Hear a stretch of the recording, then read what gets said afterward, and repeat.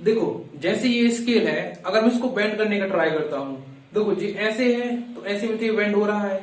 ठीक है, अगर मैं इसको ऐसे बेंड करने का ट्राई करूं, इस टाइप से पकड़ के इसको परपेंडिकुलरली, ठीक है, तो ये बेंड नहीं होता। इसको मैं बहुत ज्यादा फोर्स लगा लूं तो ये बेंड नहीं होगा। अब क्यों नहीं होता बेंड? यहाँ पे ऐसी फिजिक्स की कौन सी टर्म है जो वर्क करती है?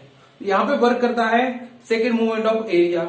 अब ये सेकेंड मूवमेंट ऑफ एरिया क्या है, और अगर ये सेकेंड मूवमेंट ऑफ एरिया होता है तो फर्स्ट मूवमेंट ऑफ एरिया क्या होता है?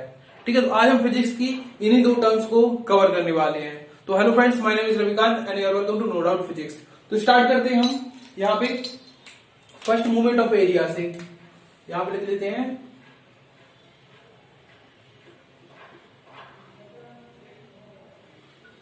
First movement of area. अब ये एरिया क्यों होता है? क्योंकि जो भी यहाँ पे रिलेटेड होता है वो एरिया होता है। ठीक है, यहाँ पे मेनली क्रॉस सेक्शन एरिया लेते हैं। ठीक है, तो फर्स्ट मूवमेंट ऑफ एरिया इसका कैसे निकालेंगे हम इसको? देखो जो हमने पढ़ा है मूवमेंट ऑफ, इसका मतलब क्या था? मूवमेंट ऑफ सिंपली, जैसे हमने पढ़ा था movement of force, movement of यहाँ पे मास पढ़ा था, मूवमेंट ऑफ यहाँ पे कपल भी था। तो अगर किसी भी वर्ड जो सॉरी यहाँ फिजिकल क्वांटिटी उससे हम मूवमेंट जोड़ देते हैं तो उसमें क्या करते हैं हम? यहाँ पे सिंपली यहाँ पे डिस्टेंस का मल्टीप्लाई कर देते हैं। जैसे मूवमेंट ऑफ फोर्स था तो फोर्स हम क्या करते थे? उसकी परपेंडिकुलर डिस्टेंस का मल्टीप्लाई कर देते थे। ठीक है, तो ये कम जाता टॉर्क, जैसे मूवमेंट ऑफ फोर्स बोलते थे। मूवमेंट ऑफ मास का था, मास में हम क्या करते थे? परपेंडिकुलर डिस्टेंस, यहाँ पे एक हम डेरिवेशन से क्या था उसमें टर्म आती थी, तो मास में अगर मल्टीप्लाई कर देते परपेंडिकुलर डिस्टेंस का तो ये हो जाता है मूवमेंट ऑफ मास। वैसे ही मूवमेंट ऑफ कपल, तो कपल एक फोर्स लेके उसमें परपेंडिकुलर डिस्टेंस का मल्टीप्लाई कर देते तो मूवमेंट ऑफ कपल बन जाता था। ठीक है, ऐसे ही यहाँ पे क्या है? मूवमेंट ऑफ एरिया, मतलब हम क्या लेंगे? एरिया लेंगे, उसमें क्या करेंगे? उसकी परपेंडिकुलर डिस्टेंस का मल्टीप्लाई करेंगे। ठीक है, अब डिस्टेंस अभी आप आर मान लेते कुछ भी, तो क्या हो जाएगा? ये मूवमेंट ऑफ एरिया बन जाएगा।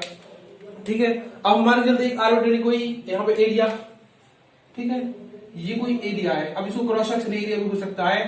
तो इसका जब फर्स्ट मूवमेंट ऑफ एरिया निकालेंगे तो हमें क्या चाहिए पड़ेगी? एक्सेस चाहिए पड़ेगी। ठीक है, एक एक्सेस ले ली हमने एक्स और वाई। ठीक है, दो एक्सेस सॉरी, यहाँ पे दोनों एक्सेस के अराउंड हमें जो एरिया है इसका क्या निकालना है? फर्स्ट मूवमेंट ऑफ एरिया निकालना है। तो ये क्या निकलेगा? इस पे परपेंडिकुलर डिस्टेंस है तो एरिया का मल्टीप्लाई कर देंगे। ठीक है, लेकिन ये बताता क्या है? फर्स्ट मूवमेंट ऑफ एरिया किसी भी बॉडी का कितना है, कैसा है, तो ये सब कुछ दिखाता क्या है फर्स्ट मूवमेंट ऑफ एरिया? तो फर्स्ट मूवमेंट ऑफ एरिया दिखाता है उसका शियर रेजिस्टेंस। अब शियर रेजिस्टेंस हमने जो यंग मॉड्यूल्स वाला चैप्टर था उसमें पढ़ा था। शियर रेजिस्टेंस क्या होता है? किसी भी चीज को यहाँ पे ट्विस्ट करने या फिर उसको यहाँ पे उसको अपनी एक एंड को फिक्स रख के दूसरे एंड को यहाँ पे मूव कराना। ठीक है, तो वहां पे क्या होता था? यहाँ पे शेयर यहाँ पे जनरेट होता था। ठीक है, फिर शेयर स्ट्रेस होता था, शेयर स्ट्रेन होता था। तो ये क्या बताएगा? उस एरिया का यहाँ पे शेयर रेजिस्टेंस बताएगा। ठीक है, जिसका फर्स्ट मूवमेंट ज्यादा रहेगा तो उसका शेयर रेजिस्टेंस भी ज्यादा रहेगा। ठीक है, इसको निकालने के लिए क्या होता है? हम एरिया में आर का मल्टीप्लाई कर देते हैं। ठीक है, अब हमें जैसे वैसे ये एरिया है कोई ए, इसका हमें निकालना फर्स्ट मूवमेंट ऑफ एरिया। तो हम एरिया में क्या करेंगे? इस सॉरी यहाँ परपेंडिकुलर डिस्टेंस का मल्टीप्लाई करेंगे। लेकिन जो एरिया है वो क्या है? यहाँ पे इक्वली डिस्ट्रीब्यूटेड नहीं है। ठीक है, एरिया यहाँ से अगर ऊपर तक जाएंगे तो एरिया का क्या है? डिस्ट्रीब्यूशन अलग अलग है। मतलब जो एरिया रहेगा वो क्या है? वेरिएबल है। तो हमें क्या करना पड़ेगा? एक छोटा सा इन्फिनिटेसिमल एरिया यहाँ पे अज्यूम करना पड़ेगा। पहले हम उसका क्या निकालेंगे? मूवमेंट ऑफ एरिया निकालेंगे और उसमें यहाँ पे उसका इंटीग्रेशन कर देंगे। ठीक है, तो यहाँ मान लेते कोई एक छोटा सा एरिया जो कि है डी ए। ठीक है, पहले हम निकालेंगे इसका movement of area, first movement of area, और उसका वो कर देंगे, इंटीग्रेशन कर देंगे। ठीक है, यहाँ पे हम दोनों कर देते हैं। देखो हम दोनों एक्सेस के अराउंड निकालेंगे, एक्स एक्सेस के अराउंड निकालेंगे और वाई एक्सेस के अराउंड भी निकालेंगे। ठीक है, तो एक्स एक्सेस के अराउंड निकाल दे तो उसके लिए परपेंडिकुलर डिस्टेंस चाहिए। तो एक्स एक्सेस के अराउंड हम इसकी जो परपेंडिकुलर डिस्टेंस है वो क्या है कि ये वाली क्वांटिटी रहेगी। तो ये क्या है? ये वाई रहेगा और ये क्या रहेगा? एक्स रहेगा। ठीक है, दोनों डिस्टेंस हो गई। ठीक है, तो अब निकालते हैं हम first movement of area of this element. ये स्मॉल एलिमेंट रहेगा, उसका पहले हम निकालेंगे फर्स्ट मूवमेंट ऑफ एरिया और उसको इंटीग्रेशन करेंगे। तो जो यहां पे लिख देंगे first movement of area of this small element D A. ठीक है, ये निकलेगा क्या? Area into perpendicular distance. तो एरिया क्या है? D A. परपेंडिकुलर डिस्टेंस क्या है इसकी? एक्स एक्सिस के अराउंड निकाल रहे हैं तो वो है वाई। ठीक है, ये क्या है?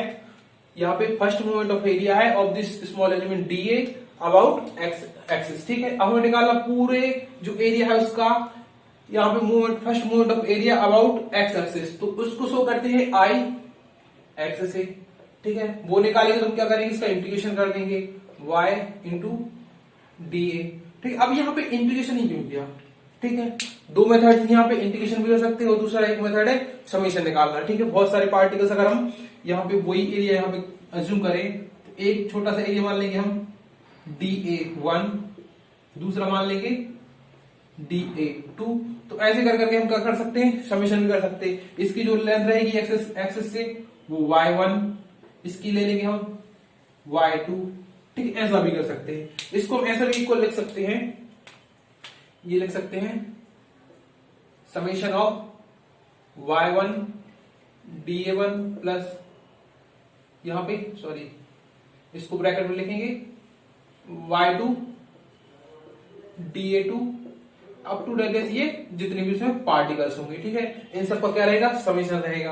ठीक है, ये निकला क्या हमारा first movement of area of this area about x axis. ठीक है, वैसे हम फर्स्ट मूवमेंट ऑफ यहाँ पे एरिया निकाल सकते हैं अबाउट वाई एक्सिस। तो एक्स आई वाई क्या होगा, यहाँ पे जस्ट डिस्टेंस यहाँ पे चेंज करनी है, यहाँ पे डिस्टेंस क्या हो जाएगी, एक्स हो जाएगी। तो इंटीग्रेशन क्या होगा, एक्स इंटू डी ए।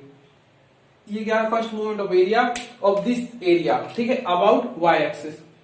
इसको भी हम वैसे लिख सकते हैं क्या, छोटी छोटी पार्टिकल समेशन के रूप में। तो ये क्या हो जाएगा, समेशन ऑफ ये यहां पे sorry x1 DA1 plus x2 DA2 up to date is ये चलते जाएंगे। ठीक है, टिल जितने भी पार्टिकल होंगे ये उतने तक। ठीक है, अब इसका यूज क्या किया जाता है। ठीक है, फर्स्ट मूवमेंट ऑफ एरिया हमने देख लिया, इसके दोनों फॉर्मूले देख लिए। इस टाइप से इसकी क्या बनेगी, फॉर्मूले बनेगी। लेकिन इसका यूज क्या करेंगे, इसका यूज होता है बेसिकली सेंट्रोइड फाइंड करने के लिए। कोई भी एक एरिया अगर उसका सेंट्रोइड फाइंड करने के लिए इसका यूज किया जाता है। तो अब वो देखते हैं कैसे सेंट्रोइड फाइंड करेंगे। ठीक है, तो उसके पहले हमें रेडियस ऑफ जाइरेशन जो कि हमने पहले कवर कर चुके, तो वो क्या होती है, उसी के अराउंड हम इसका पता करेंगे। वो रेडियस ऑफ जाइरेशन क्या होती थी कि जो एक सेंटर पॉइंट होता था या फिर सेंटर मास होता था, उसके अराउंड उसकी रेडियस निकाल देते।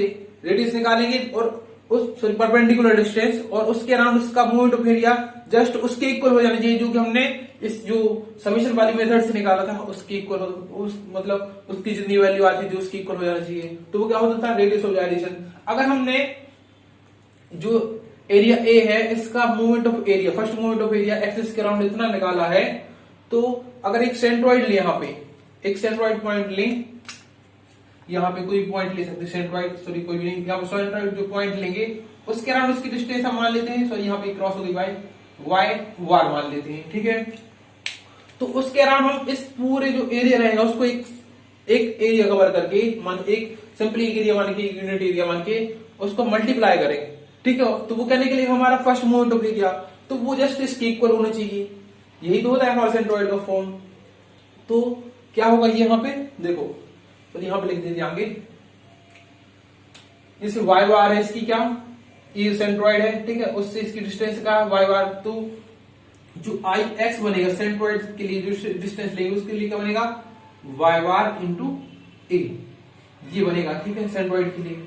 अब वाई बार इंटू ए यहाँ पे है, तो और आई वाई क्या बनेगा यहाँ पे, सॉरी ये आई वाई बनेगा क्या, एक्स बार इंटू ए। देखो ये क्या है, आई एक्स आई वाई। ठीक है, इन दोनों को क्या होना पड़ेगा, इक्वल होना पड़ेगा, क्योंकि ये भी क्या है, फर्स्ट मूवमेंट ऑफ एरिया है। ठीक है, तो ये वाला इसके इक्वल होगा, तो इसको इक्वल करेंगे तो वाई बार इंटू ए, ये किसके इक्वल होगा, integration of Y into D a के। तो अगर हम इससे वाई बार को काउंट करना चाहें तो वाई बार क्या होगा, वो होगा summation of sorry integration of Y into D A Y A. ठीक है, ये हो गया क्या, वाई बार। अगर ऐसे हम एक्स बार को काउंट करेंगे तो एक्स बार की वैल्यू क्या निकलेगी हमारी, एक्स बार की वैल्यू निकलेगी, वो निकलेगी integration of x into D A y capital a. ठीक है, ये हो गया। अगर एक्स बार और वाई बार की वैल्यू मिल गई, ये एक्स बार और वाई बार है क्या, ये डिस्टेंसेस है, एक्स एक्सिस से और वाई एक्सिस से। ठीक है, और डिस्टेंसेस क्या होते हैं, वो इसके कोऑर्डिनेट बन जाते हैं। ठीक है, जितनी भी डिस्टेंस होती है वो उसके कोऑर्डिनेट बन जाती है। तो अगर एक्स बार और वाई बार पता चल गया तो हमें उस एरिया का क्या मतलब मिल जाएगा, यहाँ पे सेंट्रोइड मिल जाएगा। ठीक है, तो ये यूज होता है इसका। और अगर इसके समीशन वाली फॉर्म में देखना चाहें तो ये एक्स बार को इस टाइप से बनेगा, ये बनेगा यहाँ पे समीशन ऑफ यहाँ पे x1 DA1 plus x2 dA2 up to radius ये चलते आएंगे और यहाँ पे रहेगा dA1 plus dA2 plus dA3, ये भी कहा इन्फिनिटी। अब इनको ऐड करेंगे तो ये क्या हो जाएगा, ये सिंपली ए में चेंज हो जाएगा। ठीक है, तो इस टाइप इस वाली मेथड से भी हम सेंट्रोइड फाइंड कर सकते हैं और इस वाली मेथड से हम सेंट्रोइड फाइंड कर सकते हैं। तो ये है हमारा फर्स्ट मूवमेंट ऑफ एरिया। ठीक है, जो क्या होता था हमारा शियर रेजिस्टेंस होता था और इसका यूज क्या किया जाता है, इसका यूज किया जाता है सेंट्रोइड फाइंड करने के लिए। अब हम देखते हैं सेकंड मूवमेंट ऑफ एरिया क्या होता है।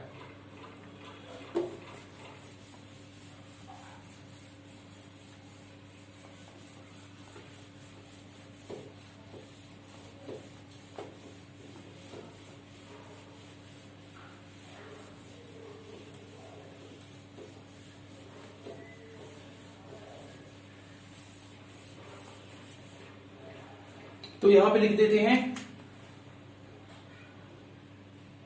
Second movement of area.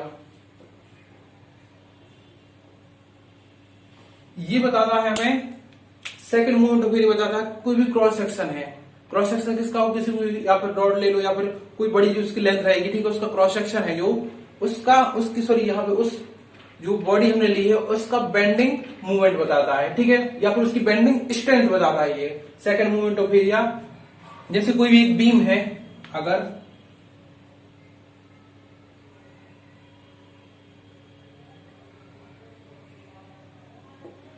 कोई भी एक बीम है, ठीक है, तो बीम पे अगर कभी लोड रखते हैं तो लोड रखने से क्या होगा, बेंड सॉरी बीम क्या होगी, बेंड होती है।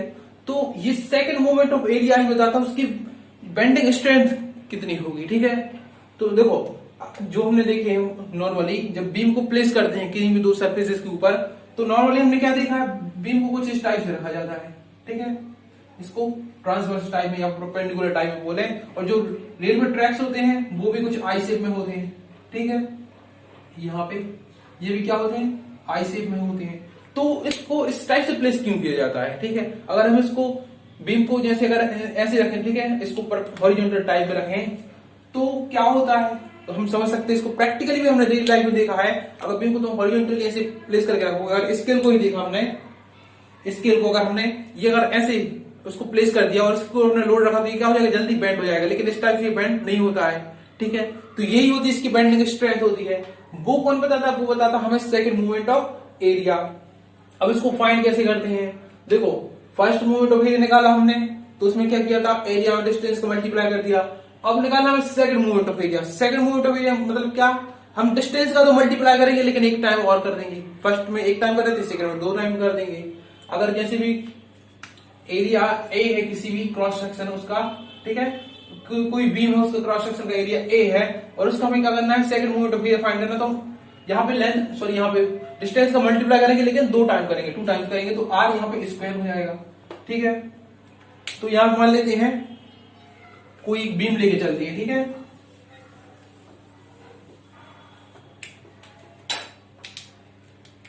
ये किसी बीम का क्या है, क्रॉस सेक्शन है। सॉरी यहां पे इसको अच्छे से ड्रॉ कर लेते हैं, एक मिनट।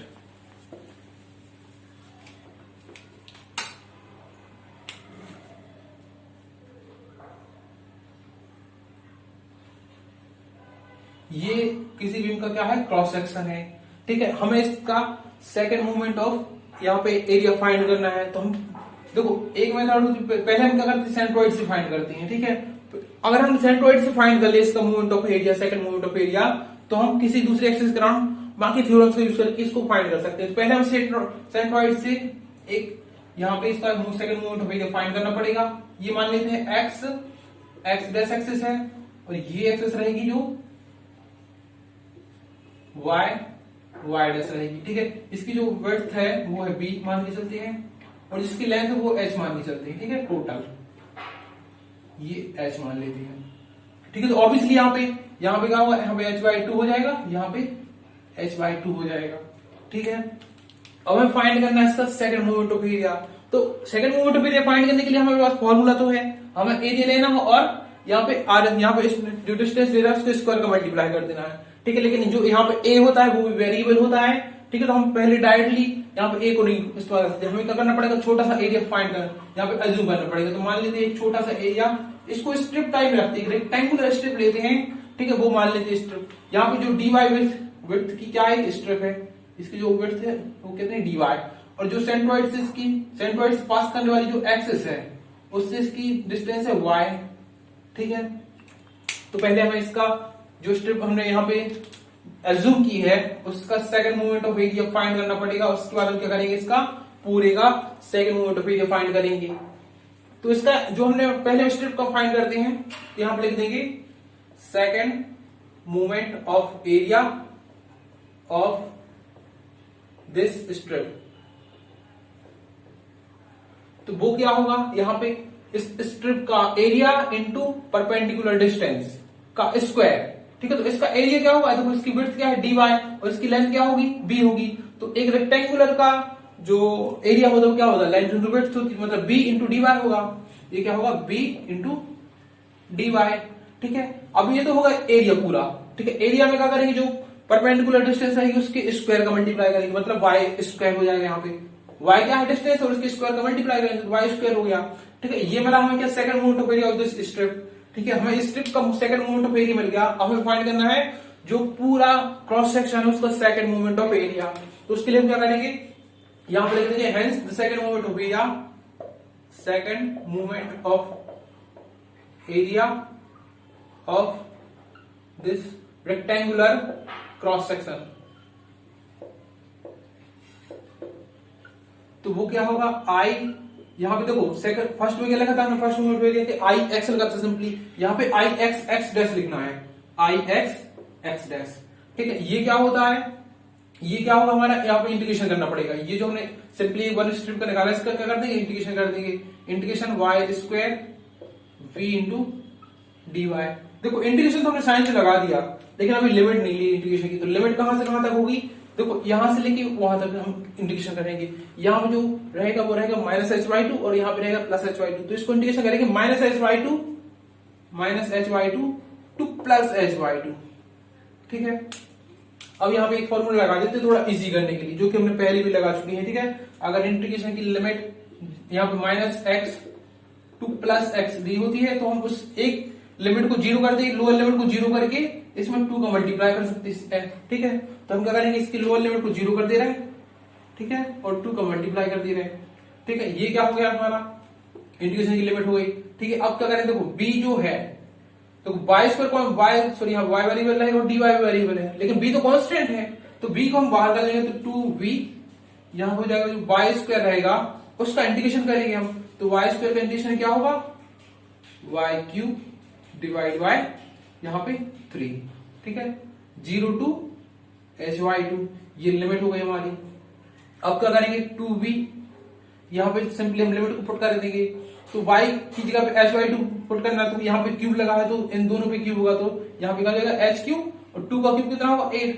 तो y क्यूब की जगह पे क्या लिखेंगे हम, एच क्यूब डिवाइड बाई 8। ये क्या हो जाएगा, H cube divide by 8 into 3, ठीक है। तो यहाँ पे 2 को यहाँ पे काउंट कर देते 4, ये क्या हो जाएगा b H cube divide by 12। ये क्या है हमारा आई एक्स एक्स डैश, यहां पर लिख देते हैं आई एक्स एक्स डैश। ये क्या निकला, बी एच का क्यूब डिवाइड बाय 12, ठीक है।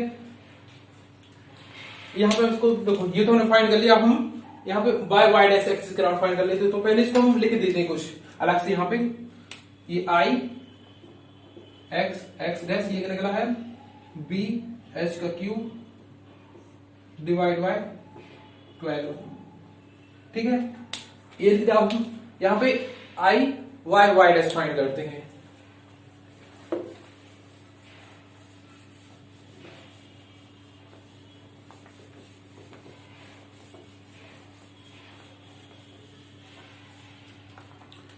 देखो उसके लिए फाइंड करने के लिए हम देखो इस स्ट्रिप को तो अलग कर देते पहले, ये वाली जो स्ट्रिप है इसको अलग कर दिया हमने, ठीक है।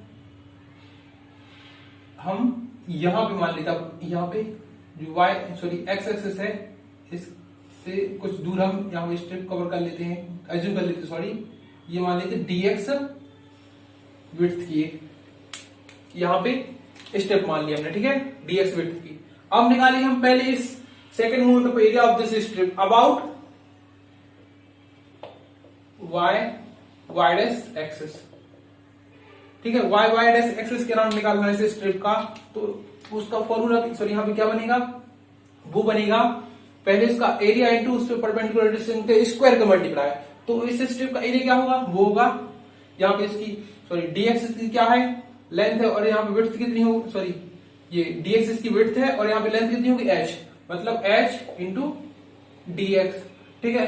परपेंडिकुलर डिस्टेंस इसको मान लेते हैं हम x मान लेते हैं, तो यहाँ पे क्या रहेगा x स्क्वायर हो जाएगा, ठीक है। ये क्या निकला हमारा इस स्ट्रिप का सेकंड मूवमेंट ऑफ एरिया। अब हमें फाइंड करना पूरी जो क्रॉस सेक्शन है उसका second movement of area about y dash axis. तो उसके लिए लिखेंगे हम i y डैश।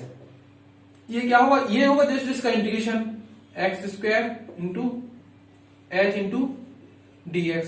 अब हम फिर से यहाँ पे लिमिट लेनी पड़ेगी, तो लिमिट अब क्या लेंगे हम, यहाँ पे v by 2 यहाँ पे minus v by 2 two plus v by 2, minus v by 2 two plus v by 2, ठीक है।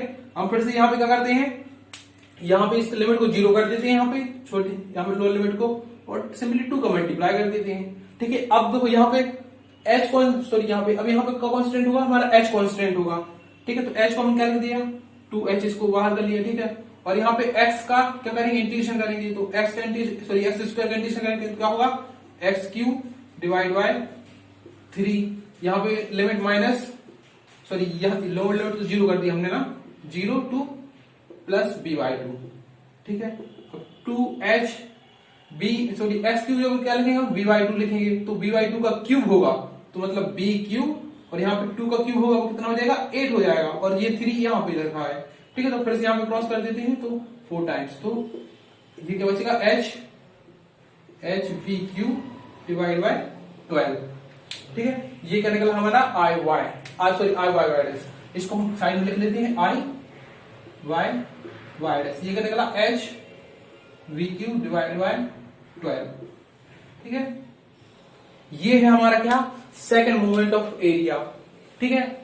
अब जो यहाँ पे जो निकाला हमने x डैश और y डैश, इसके राउंड इसका सेकंड मूवमेंट ऑफ एरिया, ये बताता क्या है, ये बताता हमें उस जो कि हमने बीम ली है उसका बेंडिंग स्ट्रेंथ, उसकी बेंडिंग स्ट्रेंथ कितनी है। तो अगर हम देखें x डैश एक्सिस के राउंड, देखो यहाँ पे जो अगर b और h का कंपैरिजन करें तो h क्या है, h ग्रेटर देन किसके है, b के है। तो यहाँ पे देखो h का क्यूब लिखा है, ठीक है, और यहाँ पे b का क्यूब है, तो h का क्यूब ज्यादा होगा b का क्यूब कम होगा। तो ऑब्वियसली हम यहाँ से देख सकते हैं जो ये वाली क्वांटिटी होगी, देखो डिनोमिनेटर तो दोनों का सेम है, सिर्फ ये वाली जो क्वांटिटी रहेगी वो इस वाली के लिए ग्रेटर रहेगी, मतलब i x dash is greater than y dash. सिर्फ यही रीजन होता है कि हम जो यहाँ पे बीम्स होती है उसको प्लेस करते हैं तो उसको परपेंडिकुलर टाइप में इसको या फिर ट्रांसवर्स टाइप में यहाँ पे उसको प्लेस किया जाता है, क्योंकि इसका जो x